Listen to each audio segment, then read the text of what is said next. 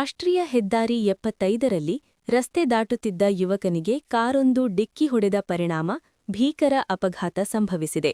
ಡಿಕ್ಕಿಯ ತೀವ್ರತೆಯಿಂದ ಯುವಕ ಸುಮಾರು 20 ಅಡಿ ದೂರಕ್ಕೆ ಎಸೆಯಲ್ಪಟ್ಟಿದ್ದು ಗಂಭೀರವಾಗಿ ಗಾಯಗೊಂಡಿದ್ದಾನೆ.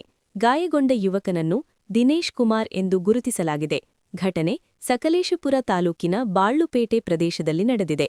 ಬೆಂಗಳೂರಿನ ಹೈಕೋರ್ಟ್ ವಕೀಲರಾದ ಶಿವಕುಮಾರ್ ಅವರಿಗೆ ಸೇರಿದ್ದ ಕಾರು ಈ ಅಪಘಾತಕ್ಕೆ ಕಾರಣವಾಗಿದ್ದು, ಅವರು ತಮ್ಮ ಕುಟುಂಬದೊಂದಿಗೆ ಬೆಂಗಳೂರಿನಿಂದ ಕುಂದಾಪುರದ ದೇವಸ್ಥಾನಕ್ಕೆ ತೆರಳುತ್ತಿದ್ದರು ಎನ್ನಲಾಗಿದೆ.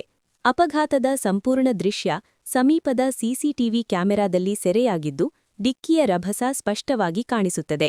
ಗಾಯಗೊಂಡ ದಿನೇಶ್ ಕುಮಾರ್ ಅವರನ್ನು ತಕ್ಷಣ ಹಾಸನದ ಹಿಮ್ಸ್ ಆಸ್ಪತ್ರೆಗೆ ದಾಖಲಿಸಿ ಚಿಕಿತ್ಸೆ ನೀಡಲಾಗುತ್ತಿದ್ದು, ಅವರ ಸ್ಥಿತಿ ಗಂಭೀರವಾಗಿದೆ ಎಂದು ವೈದ್ಯರು ತಿಳಿಸಿದ್ದಾರೆ. ಈ ಸಂಬಂಧ ಸಕಲೇಶಪುರ ಗ್ರಾಮಾಂತರ ಪೊಲೀಸ್ ಠಾಣೆಯಲ್ಲಿ ಪ್ರಕರಣ ದಾಖಲಾಗಿದ್ದು, ಪೊಲೀಸರು ಮುಂದಿನ ಕ್ರಮ ಕೈಗೊಂಡಿದ್ದಾರೆ. ಒಂದು ವಿಡಿಯೋ ಮಾಡಿ ಆಮೇಲೆ ಸೈಡಿಗೆ ತೆಗೆಸ್ಬಿಡೋಣ.